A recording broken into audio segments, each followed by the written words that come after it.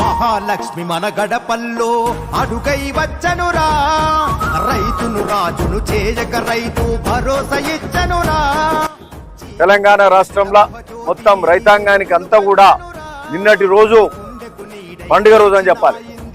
ఎందుకంటే రుణమాఫీ అని చెప్పిన కాంగ్రెస్ ప్రభుత్వం పాలనకు వచ్చిన వెంటనే